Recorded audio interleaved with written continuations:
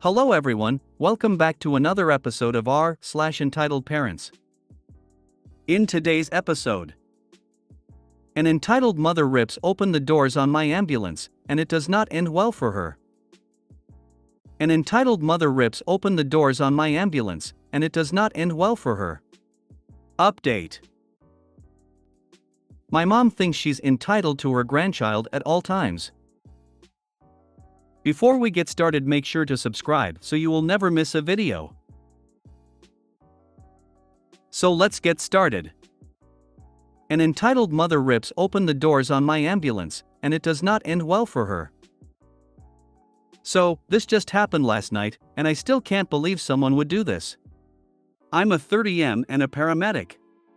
I've been in EMS for the past 8 years, and I absolutely love my job. Last night, we were dispatched to an 75-year-old female who fell at home. The patient stated that she tripped over her carpet and hit her head when she fell. We arrived on the scene and noticed that the home was a duplex with our patient's door on the right and her neighbor's door on the left. We made our way into the home and found her lying on the floor. The woman was awake and breathing. We started asking her the standard questions: "Are you okay? Does anything hurt? Do you remember the fall? ECT. She stated that she has a pounding headache and that she remembers walking to bed and then waking up on the floor. In my field, that's a pretty big red flag. We noticed that she's got a pretty good lump on the side of her head and a big bruise starting to form already. Noticing the bruise, I asked her if she was on any blood thinners. She said that she was on blood thinners for a previous stroke she had a few years ago. We urged her to let us take her to the hospital because there was a possibility that the fall could have caused a bleed in her brain, and she should go to the hospital to get some scans done. She agrees, and we begin to package her up. We applied a C-collar around her neck in case of any C-spine, neck, injuries. She denied any neck or back pain, so we lifted her up and placed her on our stair chair. A stair chair is exactly what it sounds like. It's a chair with tracks that we use to carry patients up and down stairs. As we were getting her out of the house, her neighbor whipped the door open and started yelling about how she couldn't sleep with all the lights and noises outside. The sound of the stair chair apparently woke her up, and she was not happy about that. My lieutenant walked over to her and apologized and said that we were dealing with a medical emergency and that we would be leaving soon enough. The Karen neighbor then noticed that our patient was her neighbor, and that's when she started yelling about something totally different. The entitled neighbor started yelling, "You can't take her to the hospital. I have errands to run tomorrow, and she needs to watch my kids." My lieutenant again reiterated that we were here for a medical emergency and that her health is more important than her errands. The entitled neighbor let out a loud huff and then slammed the door in his face. We thought that was the end of it. We were wrong. After a few minutes in the back of the ambulance, we told our lieutenant that he could take the engine crew back to the station and that we were going to be heading out in a few minutes. After we checked her vitals, got in 4 going, and started giving her 4 fluids, my partner got out of the back and went up to the driver's seat. About 5 seconds later, the back doors of my ambulance fly open, and who do I see? The entitled neighbor, of course. Apparently, she needed a few minutes to get dressed before coming outside. I yell at her, "What the hell do you think you're doing?" She yells back, "I told you that she can't go to the hospital because she has to watch my kids tomorrow." She then starts trying to pull the cot out of the ambulance with our patient on it. Luckily, she didn't know how to unlatch the cot and couldn't get her out. Our patient says, "I can't watch your kids tomorrow because I fell, and I might be having a stroke." The entitled neighbor yells back at her and says, "You're fine. You don't need to go to the hospital because you're not having a stroke." My partner then hears the commotion and goes to the back of the ambulance. He pulls her off the cot, and I slam and lock the doors. You could tell that the entitled neighbor was about to become combative. It's important to know that either the police department or the sheriff's department responds to our calls, too, when it's at night. Because of where we were, it took a few minutes for the sheriff's department to show up on scene, but he got there just in time. I couldn't hear much through the door, but I saw the officer get out of his cruiser with his taser drawn. My partner runs back up to the driver's seat and starts heading to the hospital. The last thing I saw through the back windows was the entitled neighbor stomping towards the officer and then her hitting the ground after being tossed. Super satisfying to watch. I was talking with my patient and asked what that was all about, and she said that the entitled neighbor will just drop her 3 young kids off at her house and leave for several hours at a time with no notice. My patient had no idea that she was supposed to watch the kids at all because, again, the entitled neighbor never even gives her a heads up about these things. Like I said in the beginning, this happened last night, so I don't have any updates, but I'll post an update when I learn more. Small update: my contact at the hospital said that the patient does not have a bleed. She does, however, have a really nasty looking bruise on her face from the blood thinners. It's incredibly common. She will most likely be going home soon. There is no update on the neighbor. I probably will not hear anything back until my next shift day. Update: hey everyone, sorry for the late update. Unfortunately, it's not as exciting as some of you would hope for. So, I got in touch with the officer on that call, and he said that the woman was not formally charged with anything. The patient is back home now and resting comfortably. Like I said before, the hospital found no signs of a bleed, and she was discharged the next day.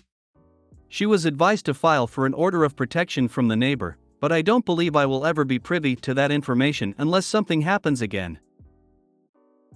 I read a majority of the comments, and most people are saying to contact elder abuse and DCFS. The only problem with filing those reports is having concrete proof. We never actually saw any children, so we can't really say that they are abused or neglected at all. We can say that we have a suspicion, but for all we know, they could be living their best lives at home with the entitled parent. If the entitled parent had left and abandoned her kids, then that's another story. Calling DCFS without any signs of child abuse and just working off hearsay can just cause more problems if the accusations are unfounded. The same can pretty much be applied about the elder abuse.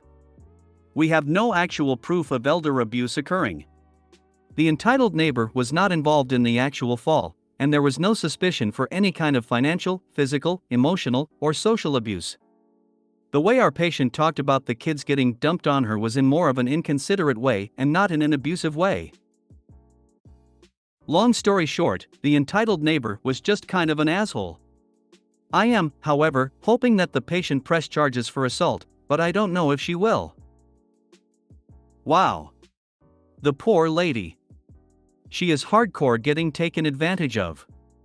My parents are that age, and I don't even let them watch my one child without me present, because I don't want anything to happen and I don't want to wear them out. This poor lady needs to GTF away from the crazy neighbor. That's abuse. No, the crazy neighbor has to GTF away from everyone. Even her kids shouldn't be near her. You should tell her that next time just phone the police and let them know her neighbor abandoned her children. Yeah, the EN is committing child abandonment. You should tell the cops that info. I hope the kids have a responsible dad to look after them. Is the neighbor going on your call the police list? EMT I used to know told me about this. His company keeps a list of all locations that require police notification because the company doesn't want their crews exposed to the locals. This could be because the neighbors are like this one or because there is a drug house in the area and they want to make sure their rig isn't stolen/broken into. I think someone should CPS to look after her children. An entitled mother rips open the doors on my ambulance, and it does not end well for her. Update. Update: hey everyone, sorry for the late update. Unfortunately, it's not as exciting as some of you would hope for. So, I got in touch with the officer on that call, and he said that the woman was not formally charged with anything. The patient is back home now and resting comfortably. Like I said before, the hospital found no signs of a bleed, and she was discharged the next day. She was advised to file for an order of protection from the neighbor, but I don't believe I will ever be privy to that information unless something happens again. I read a majority of the comments, and most people are saying to contact elder abuse and DCFS. The only problem with filing those reports is having concrete proof. We never actually saw any children, so we can't really say that they are abused or neglected at all. We can say that we have a suspicion, but for all we know, they could be living their best lives at home with the entitled parent. If the entitled parent had left and abandoned her kids, then that's another story. Calling DCFS without any signs of child abuse and just working off hearsay can just cause more problems if the accusations are unfounded. The same can pretty much be applied about the elder abuse. We have no actual proof of elder abuse occurring. The entitled neighbor was not involved in the actual fall, and there was no suspicion for any kind of financial, physical, emotional, or social abuse.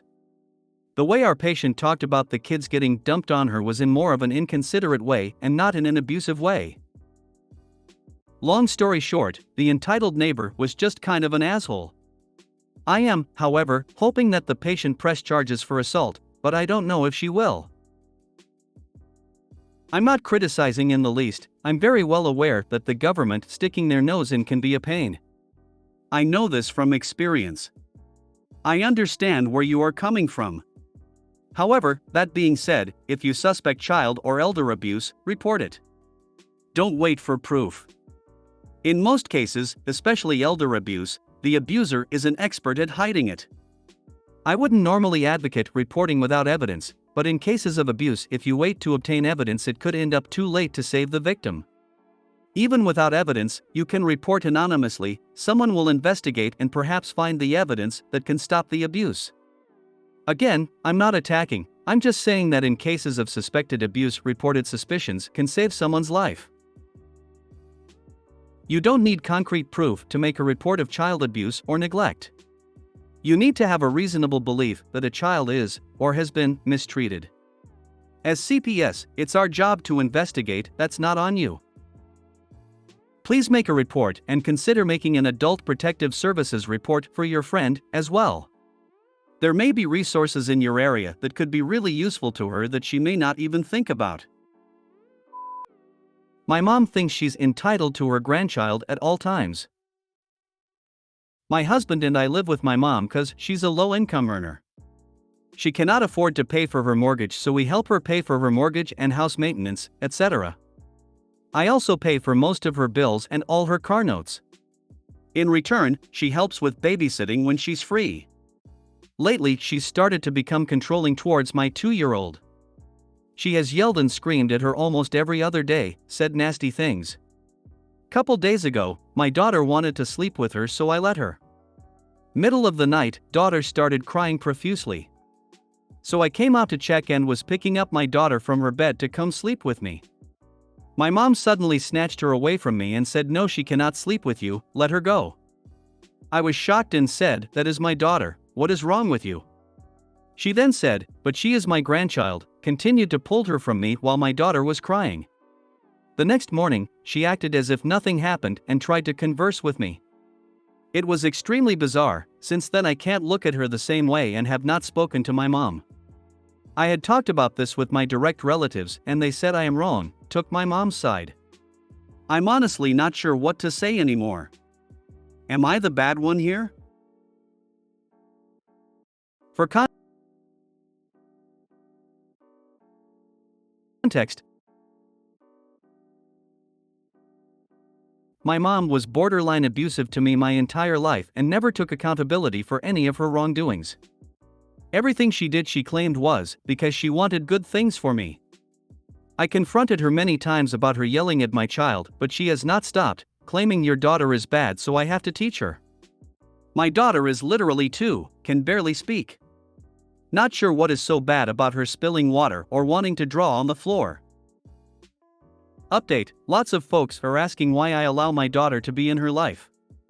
It's a long story of how I got there. But over the years, I thought my mom had changed and became a nicer person. I've always assumed it must have been hard being a single mom raising kids. That's why I could understand why she was angry at us lots of times. And my daughter's obviously not near her anymore after what happened. I'm still processing this situation and trying my best here. A lot of people in my comments don't understand cultural aspects. Please read my replies to comments below. However, thanks for all the comments. I've made my decision for this matter and will stop replying to comments. Your mother's financial problems are not your problem. There is help for low-income people. But if she was borderline abusive to you, why in the hell would you open up your daughter to the same behaviors? You need to get out of your mother's home, and if she is that badly off, and if all of your other relatives think she was right, she can live with them. But get the hell out with your kid ASAP. She seemed to change over the years and lessen her behaviors when I started making decent money. So I allowed her, thinking she'd not be abusive towards my child. I grow up in a tradition where kids owed parents their lives, so I have to support her. I don't know how to cut her off and where she'd go if she couldn't pay her mortgage anymore. If your mother was abusive to you, she will be to your daughter. You have a choice to make, her or your child. Borderline is still too close for comfort, and it will just cause a cycle. She will be fine. She has been low income all her life and is still around, but more importantly, she puts your family in danger, as this is not a healthy environment for your young daughter. She actually is very educated and did very well when we were still living in our country.